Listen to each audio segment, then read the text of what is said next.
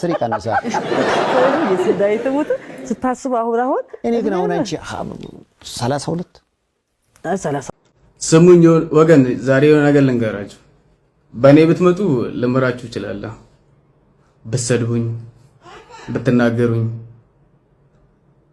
በሚስቴ ከመጣችሁብኝ ግን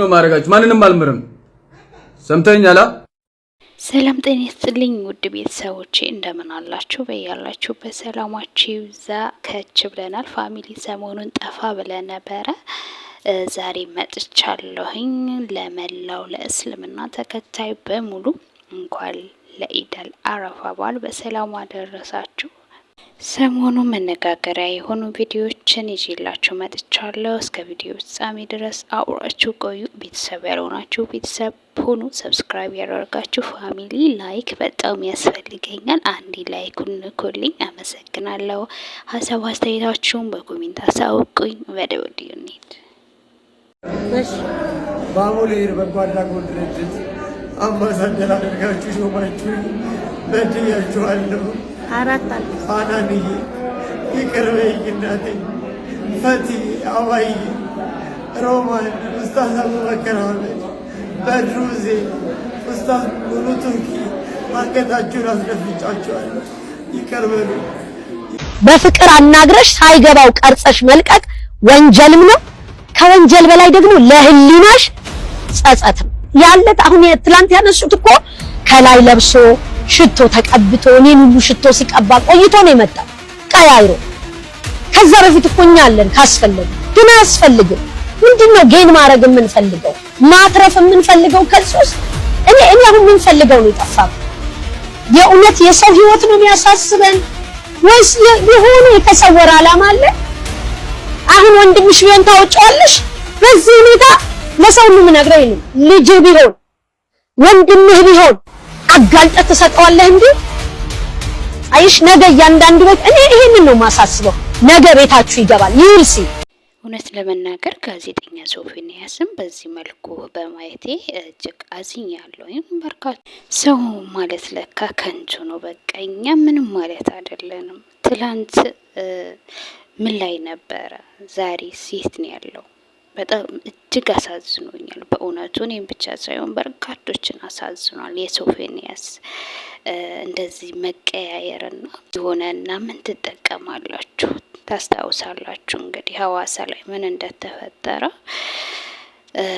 በጣም የሚያሳዝን ነገር ነበር የደረሰበትና እዚህ ጋር መግለጽ የማልፈልገው ነገር ነው ነገር ግን ሰውን ባንጎዳ ሰውን ጎርተን ሰው ተቦሳቅሎ እንደዚህ ከሰውነት ጎዳና ወጥቶ ማየት ለኛ ጥቅሙ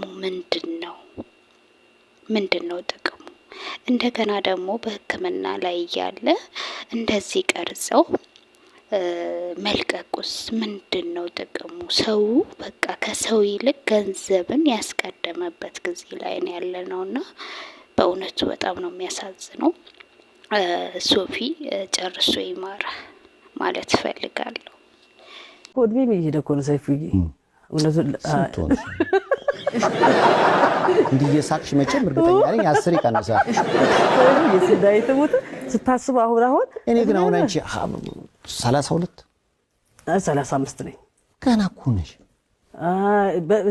ከ30 በኋላ እኮ ብዙ መውለድ አይቻልም ይባላል ሳቀው ከድሮ በሃያዎች ውስጥ ምናምን ነው እንጂ ሳይፉዬ ስሰማ በተለይ 35 ከሆነ መውለድ አይቻልም ይባል ድሮ የሕክምና ባለሙያዎች እንግዲህ አሁን በዚህ ጉዳይ ላይ ሐሳብ ይሰጣሉ እርግጥ እድሜ እየገፋ በሄደ ቁጥር ጤናማ ልጅ የማግኘት እድሉ ተብሎ የተቀመጣል ግን በቀደም እኮ አሁን ከምትዩ ከትግራይ አንድ ዜና አልሰማሽም በስንት እድሜያቸው ወለዱ እንዳይትሙት ለምን ቆይቼ ዘፈንኩ አልኩኝ በጣም የሚሰጡኝ አስተያየት ሰይፉዬ እንዴት እንደሚወዱኝ አሁን አወኩ በእውነት ነው ማለት እጅግ በጣም የትዳሩም ብትለው የምን ብቻ በቀል ነግረህ አልችልም ያው እኔ ፍቃደኛ በሆን ኖር አሁን ነበር ማገባው የነበረው በእውነት ነው ማለት እንዳለው ጥያቄ ታዲያ ግቢያ ወይ ሰይፉ ለምሳሌ አባትና እናትሽ ለማስተያየት ነበር እነሱ በህይወት የሉም አይደለ እኔ ወንድምሽ አለው አባቴ አው ይሄው ሁሉም እኮ ያንቺ ባንቺ ወገን ነው እኔ በሱ ወገን ማን እንደሚቆም እኔ እንጂ አረ እናንተ ተበቃችሁ ምን ያደርግልታል ማለት ሽምግልና ሲመጣ የእኛን እግር ስሞ ደብል ናችሁ እኮ እናንተ ብዙ እንትን ናችሁ። ስለዚህ በቃ ይበቃል። ለምሳሌ ሽማግሌ ሆኜ ቁጭ ስል የምጠይቀውን ጥያቄ እኔ አንተ ነበርክ እኮ ነግሬህ አይደለ ሰይፉዬ? ያኔ ሐሳቤን ከመቀየሬ በፊት ነግሬህ አልነበረ ሰይፉዬ? አንተ ነህ ብዬ ነበር። አዎ እኔም እንደጓጓው ቢያንስ አሁን እኔ ቀረው እኮ አይደል እንዴ?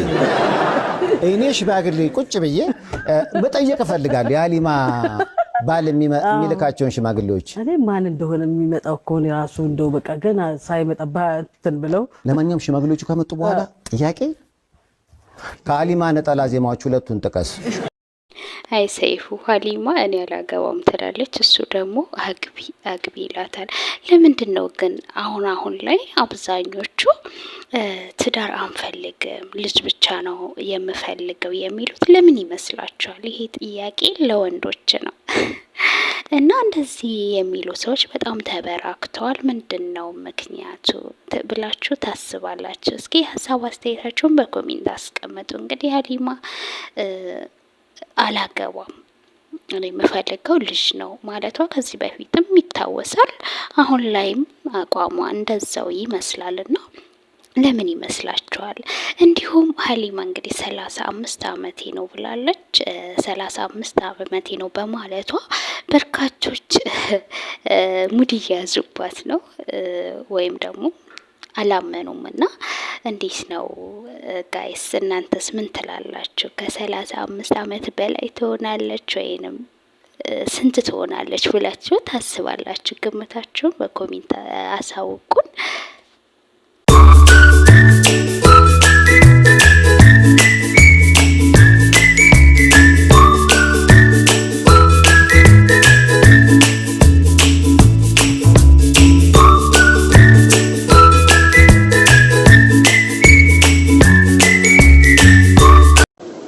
እኔ ዛሬ የሚያሳስበኝ ከመራጩ በላይ ተመራጩ ነው።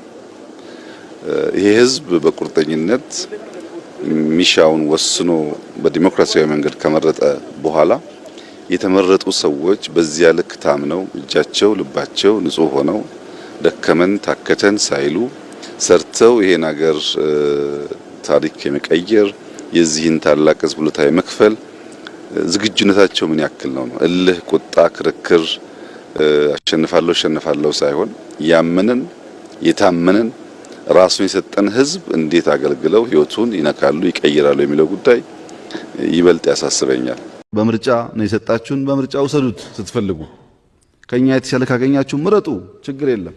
ደግሞ ታዩታላችሁ። በምርጫ ህዝቡ ሲወስን እንዴት እንደምናከብር ጊዜው ሲወጣ ታዩታላችሁ። በጉልበት ሊያሸማቅቀን አይችልም ማንም ቢሆን።